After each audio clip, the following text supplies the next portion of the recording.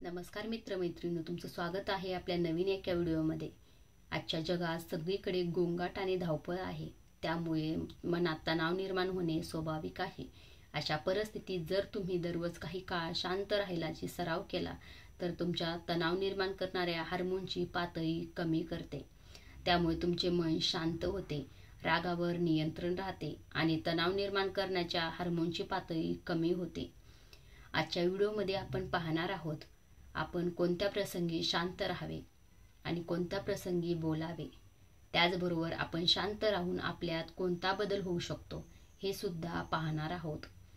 तुम्ही या 5 प्रसंगी शांत झालात म्हणजे शांत राहिलात तर तुम्हाला जे हवे आहे ते मिळेल।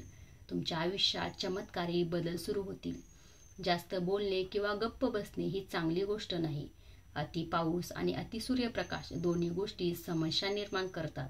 तसेच विनाकारण बोलण्यानेही खूप नुकसान होऊ शकते। पहिला प्रसंग म्हणजे जिथे आपण मौन बाळगावे आणि तथ्याशिवाय बोलू नये। जर तुमच्या बोलण्यात काही तथ्य नसेल तर गप्प बसलेले बरे।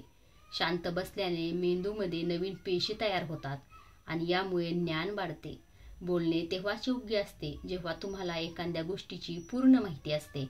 जर तुम्ही काही तथ्य नसताना किंवा कोणतेही कारण नसताना बोलला तर तिथे तुमची खिल्लीही उडवली जाऊ शकते। तुमच्याकडे पुरेशी माहिती नसेल तर अशा ठिकाणी बोलण्याने तुमची चेष्टा तर होईलच, पण लोकांचा तुमच्यावरील विश्वास उडेल। म्हणून अशा ठिकाणी शांत राहा जिथे तुम्हाला काय बोलावे आणि काय नाही हे कळत नाही। बऱ्याच वेळा असे काही लोक असतात जे प्रत्येक ठिकाणी विनाकारण बोलू लागतात।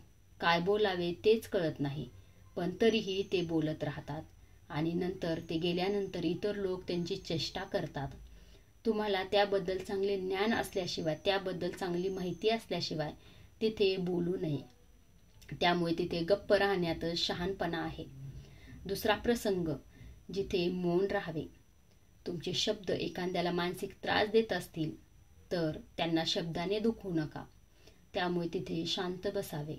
दुर्बल व्यक्तीबाबत काही बोलून तुम्ही महान होऊ शकत नाही। कमकुवत व्यक्तीला साथ दिल्यास नक्कीच महान होऊ शकतात। अनेक वेळा असे घडते की काही लोक आपल्यापेक्षा लहान असलेल्या व्यक्तीबद्दल वाईट बोलू लागतात। समोरची व्यक्ती तुमच्यापेक्षा खालच्या पदावर आहे, तो तुम्हाला काही बोलू शकत नाही, पण तुम्ही त्यांच्या डोळ्यात नेहमी राहता। हे शक्य आहे की उद्या ते देखील तुमच्यापेक्षा वरच्या पदावर जातील, तेव्हा तो नक्कीच त्याची परतफेड करेल। एखाद्याचा अपमान करून तुम्ही महान होऊ शकत नाही। जर तुमच्यापेक्षा लहान लोकांचा आदर करायला शिकले पाहिजे आणि त्याच वेळी मोठ्या लोकांचाही आदर करायला हवा। लोकांना असे वाटते की जर ते उद्धटपणे बोलले आणि समोरच्या व्यक्तीला खाली आणण्याचा प्रयत्न केला तर ते खूप मोठे होतील, तर ही चुकीची गोष्ट आहे। तुम्ही मोठे होण्याऐवजी त्यांच्या नजरेत पडत राहता। जेव्हा तुम्ही बोलता तेव्हा आदराने बोला, जेणेकरून तुमचे म्हणणे लोकांना आवडेल।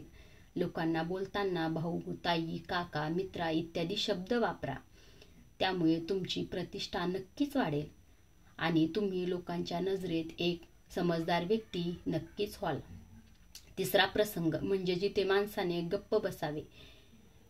जेव्हा तुमची जवळची व्यक्ती किंवा खास व्यक्ती तुमच्यावर रागवते किंवा तुमचा अपमान करत असते तेव्हा तुम्ही गप्प राहावे, जेणेकरून समोरच्या व्यक्तीचा फुगा फुटेपर्यंत।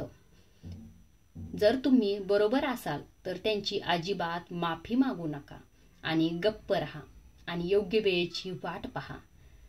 तो स्वतः तुमची माफी नक्कीच मागतो जेव्हा त्याला त्याची चूक कळेल। जर तुमचा एखाद्या जवळच्या नातेवाईकासोबत रागवला असेल आणि त्यावेळी तुम्ही शांत असाल तर ते आदराचे लक्षण आहे। यावेळी कुणीही लहान आणि मोठं नाही। जर तुम्हाला राग येत असेल तर तुम्ही कोणाचाही अनादर न करता तिथून निघून जा किंवा गप्प राहा। राग व्यक्त केल्याने तुमचे नाते नक्कीच बिघडू शकतात। चौथा प्रसंग जिथे तुम्ही शांत व्हा। तुमच्या यशाचे रहस्य लोकांना सांगत बसू नका। बरेचदा असे घडते की काही लोक किंवा ज्यांना खूप लवकर यश मिळाले ते सर्वत्र आपल्या यशाबद्दल बडाई मारू लागतात। अशा परिस्थितीत काय होते की तुमच्या यशाने अनेकांना आनंद होत नाही, जर तुम्ही तुमच्या यशाबद्दल जबरदस्तीने लोकांसमोर बडाई मारत असाल तर लोकांची नकारात्मक ऊर्जा तुमच्यावर परिणाम करू शकते. जेव्हा तुम्ही यशस्वी व्हाल तेव्हा सर्वांना कळेल की तुम्ही यश मिळवलेलं आहे.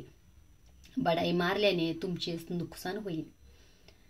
5वा प्रसंग म्हणजे जिथे तुम्ही गप्प बसायला हवं, जिथे तुमचा त्या मुद्द्याशी संबंध नाही. जर तुमचा कोणत्याही समस्येशी संबंध नसेल तर तुम्ही तिथे गप्प बसणे आवश्यक आहे. तुम्ही विनाकारण दुसऱ्यांच्या मुद्द्यावर बोललात तर समोरच्याचा तुमच्यावर विश्वास राहणार नाही. यात तुमचं फक्त ना फक्त नुकसानच आहे. 2 लोकांच्या नादात अडकू नका. जर समोरची व्यक्ती तुम्हाला त्यांचा वाद मिटवण्यासाठी बोलवत असेल तरच जा. जोपर्यंत ती व्यक्ती तुम्हाला बोलवत नाही तोपर्यंत एखाद्याच्या वैयक्तिक आयुष्यात किंवा वादात हस्तक्षेप कधीही करू नये. व्हिडिओ जर आवडला असेल तर चॅनलला लाईक आणि सबस्क्राईब करा.